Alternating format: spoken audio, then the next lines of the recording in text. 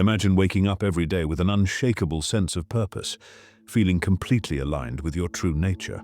Think about what it would mean to live as the person you were born to be, without hesitation, without fear, without the weight of expectations holding you back.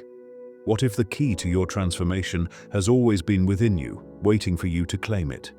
And what if I told you that by the end of this journey, you will uncover a truth so profound that it might completely change the way you see yourself and your life? Today, we will explore the powerful ideas of Friedrich Nietzsche, a philosopher who dared to challenge society's norms and urged people to become their highest selves. Nietzsche believed that most people never reach their full potential because they remain trapped in a cycle of conformity, comfort, and self-doubt. He argued that true greatness is reserved for those who have the courage to break free, embrace struggle, and create their own meaning. But here's the real challenge. Very few are willing to take this path because it demands something most people fear: discomfort. From the moment we are born, we are handed a script to follow. Society tells us who we should be, what we should value, and how we should behave. We are rewarded for fitting in, for following the rules, for becoming a version of ourselves that is acceptable to others. Nietzsche saw this as a dangerous trap. He warned that the cost of conformity is the loss of individuality. He believed that those who never challenge the expectations placed upon them are doomed to live as mere shadows of who they could have been. Have you ever felt that deep inside, there is a version of yourself that is stronger, wiser, and more powerful than the one you present to the world? This is not just imagination. Nietzsche believed that within every person lies an untapped potential, a force that, if awakened, could lead to a life of true fulfillment. He called this concept the Übermensch, or the overman, not as a superior being over others, but as an individual who has transcended limitations and become the fullest expression of themselves. But here is the uncomfortable truth. This transformation does not come through ease or comfort. Nietzsche argued that suffering is not something to be avoided, but embraced. He saw struggle as a necessary force that shapes and strengthens the individual. "What does not kill me makes me stronger," he famously said. And this is more than just a motivational phrase. It is a fundamental truth about growth. Think about the most challenging moments in your life. The failures, the losses, the disappointments. Were those experiences meant to break you? Or were they opportunities to rise above your circumstances and become something greater? Nietzsche believed that hardship is a test, a crucible that reveals the depth of our character. Those who seek only comfort remain weak, while those who face adversity with courage emerge transformed. But there is something even more radical in Nietzsche's philosophy. The idea that meaning is not something given to us, but something we must create. Many people spend their lives searching for purpose, looking for external signs to tell them what they are meant to do. Nietzsche rejected this idea completely. He believed that life has no inherent meaning, only the meaning we choose to give it. This is both terrifying and liberating. It means that there is no destiny waiting for you, no pre-written fate. You are the author of your own story. So where do you begin? The first step is to ask yourself a difficult question. Are you truly living as yourself, or are you merely playing a role that was assigned to you? Nietzsche spoke of the herd mentality, the tendency of people to follow the crowd without questioning where they are going.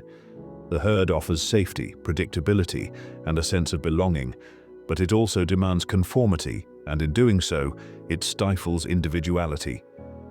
If you want to become who you were meant to be, you must be willing to step away from the herd, face discomfort, and forge your own path. You must be willing to separate yourself from the herd. This does not mean rejecting society entirely. It means thinking critically about the values you have been given and deciding for yourself which ones truly resonate with you. It means having the courage to stand alone when necessary, to follow your own path even when it goes against what others expect of you. It means embracing the discomfort of uncertainty, because only through uncertainty can real growth occur. And here is where most people falter. They desire change, but fear what it requires. Nietzsche was clear. Transformation demands destruction. You must be willing to let go of old identities, outdated beliefs, and limiting fears. You must be willing to step into the unknown, risk failure, and endure hardship, because only by passing through these trials can you emerge as something greater than you were before. At this point, you might be wondering, what practical steps can you take to start this journey? How do you begin to break free from the expectations that have shaped you? How can you turn struggle into strength, doubt into confidence, and hesitation into action? This is just the beginning. What comes next will challenge you in ways you may have never imagined. To break free from the limitations imposed upon you, the first thing you must do is cultivate self-awareness.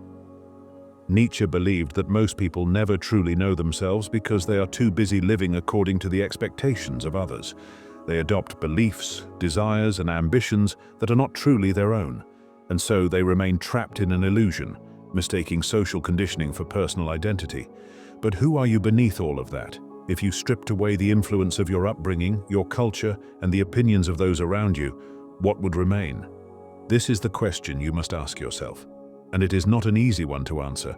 It requires deep reflection and the willingness to face uncomfortable truths. Because when you begin this process, you may realize that much of what you thought was you was actually a mask you were taught to wear. Nietzsche believed that this kind of self-examination is the foundation of personal power. He argued that only by understanding yourself at the deepest level can you begin to shape your life according to your own desires rather than the expectations of others. But self-awareness is not enough. Once you recognize the ways in which you have been shaped by external forces, you must take action to break free from them. One of the most powerful ways to do this is through what Nietzsche called self-overcoming. This means constantly challenging yourself to rise above your limitations, to push beyond your fears, and to evolve into a stronger, wiser, and more capable version of yourself. It is a lifelong process, one that demands discipline, courage, and an unrelenting commitment to growth.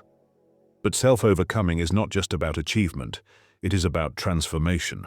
Nietzsche believed that those who do not strive for personal evolution remain stagnant, trapped in cycles of mediocrity and dissatisfaction. They become resentful, blaming the world for their unfulfilled lives instead of taking responsibility for their own growth.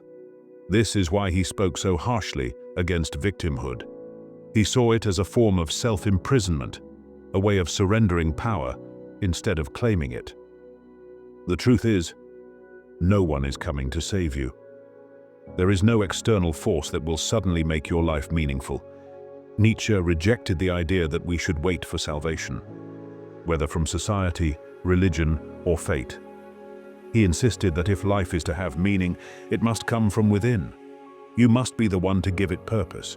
You must be the one to create significance out of your experiences, to turn pain into wisdom, to transform obstacles into opportunities. But this requires something that most people avoid: suffering. Nietzsche did not romanticize suffering, but he understood its necessity. He believed that greatness is forged through hardship, that true strength comes not from avoiding struggle but from embracing it. This is why he warned against the dangers of excessive comfort. He saw comfort as a silent killer, something that weakens the spirit and dulls the will. He believed that those who seek only pleasure and ease will never achieve anything of real significance. This is not an easy truth to accept. Modern society conditions us to avoid pain at all costs. We are taught to seek instant gratification, to numb discomfort with distractions, to escape rather than confront. But Nietzsche argued that this avoidance leads only to emptiness. He urged us to do the opposite, to lean into difficulty, to willingly walk into the fire of hardship, knowing that it is the only path to true transformation. Think about the moments in your life when you felt the most alive. Were they times of ease and comfort? Or were they moments when you overcame something difficult? When you faced a challenge that forced you to grow? The moments that define us are rarely the ones where everything goes smoothly. They are the moments when we are tested, when we are forced to rise above what we thought we were capable of. This is why Nietzsche admired individuals who embraced struggle. He saw them as the true creators of meaning, the ones who refused to let life happen to them, but instead took control and shaped their own destiny. He called this approach to life amor fati, or the love of fate. It is the idea that instead of resisting the challenges life throws at us, we should embrace them fully, seeing them as necessary parts of our journey. But how do you do this in a practical sense? How do you stop resisting the difficulties of life and start using them as fuel for your own evolution? The answer lies in mindset. Nietzsche believed that the way we interpret our experiences determines our reality. Two people can go through the exact same hardship. One may see it as a tragedy, while the other views it as an opportunity for growth. The difference lies in how they choose to frame their struggle. If you want to become the person you were born to be, you must train yourself to see every challenge as a lesson, every setback as an opportunity, and every failure as a stepping stone toward greatness. This does not mean ignoring pain or pretending that suffering does not exist. It means acknowledging it, accepting it, and then using it as fuel to propel yourself forward. And here is where the real power lies. Once you begin to see struggle in this way, you become unstoppable.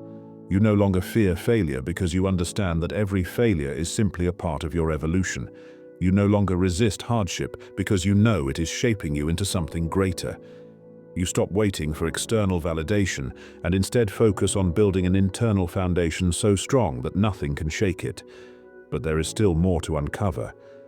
What we have explored so far is only the foundation. In the next part, we will delve even deeper into Nietzsche's philosophy, revealing the most powerful insight of all, the key that ties everything together and unlocks your full potential. To truly embrace Nietzsche's philosophy and become the person you were meant to be, there is one final obstacle that must be confronted: fear. Fear is the invisible force that keeps people stuck in lives that do not fulfill them. It is the silent whisper that tells you to stay where you are, to avoid risk, to choose safety over growth. And yet Nietzsche argued that fear is not something to be avoided, but something to be mastered. Fear exists to keep us within familiar boundaries, but those boundaries are often nothing more than illusions. Limits imposed by past experiences, social conditioning, and the voices of others telling you what is and is not possible. If you allow these fears to dictate your choices, you will never break free from the constraints that hold you back. You will remain a prisoner to your own hesitation. Nietzsche urged people to do the very thing they feared most, not because fear disappears, but because courage is built through action. He saw fear as a test, a challenge that separates those who remain stagnant from those who rise above. The question is, what fear is holding you back right now? What is the one thing you know you need to do, but have been avoiding? The moment you confront this, everything changes. But Nietzsche also warned against another trap, one even more deceptive than fear. He called it resentment. Resentment is the state of blaming others for your own lack of progress. It is the mindset of those who see themselves as victims rather than as creators of their own destiny. It is the belief that the world owes them something, that their failures are the result of external forces rather than personal choices. Resentment is dangerous because it gives away your power. The moment you blame something outside yourself, your upbringing, your circumstances, other people, you lose control over your own transformation. Nietzsche had no patience for this mindset.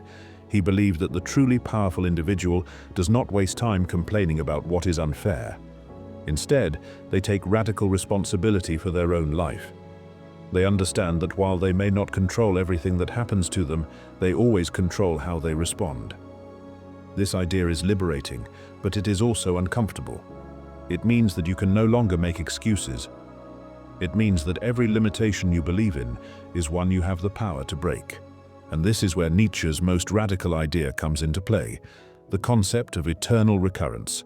Imagine if you had to live this exact life over and over again for eternity. Every decision you have made, every moment of hesitation, every fear you have given into. What if you had to experience it all again endlessly? This is the thought experiment Nietzsche proposed.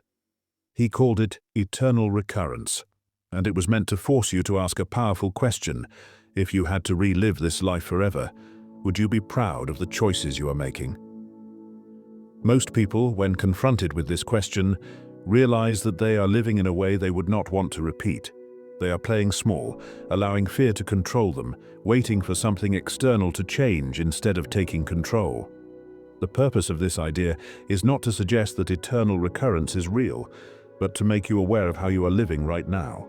If the idea of repeating this life forever fills you with regret, then something must change. And this is where Nietzsche's philosophy becomes truly transformative. It's not just about thinking differently, it's about acting differently. It's about making the bold decisions you've been avoiding. It's about stepping into discomfort and embracing the unknown. It's about becoming the kind of person who, if given the chance to live their life over and over again, would not hesitate to say, yes, I would do it all again. But how do you get to that point? It starts with small daily acts of courage. It starts with making decisions based on who you want to become, rather than who you've been. It starts with taking risks, challenging yourself, and refusing to let fear dictate your life. It starts with rewriting your internal narrative, shifting from a mindset of avoidance to a mindset of action. Nietzsche believed that the greatest tragedy isn't failure, it's a life lived in fear of failure. He saw hesitation as the enemy of greatness and understood that the cost of playing it safe is far higher than the cost of taking a risk. Because in the end, your greatest regrets won't be the things you tried and failed at, they'll be the things you never had the courage to attempt.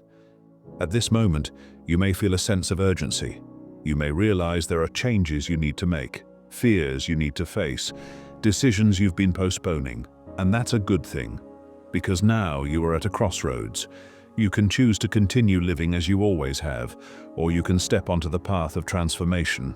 But there's still one final piece of Nietzsche's philosophy we haven't explored, the most powerful idea of all, the one that, if fully embraced, will change everything.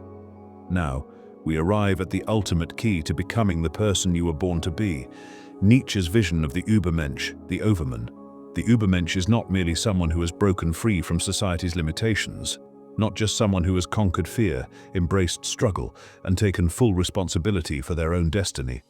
The Übermensch is the highest form of human existence, a being who has transcended the ordinary and created their own values, their own purpose, their own meaning.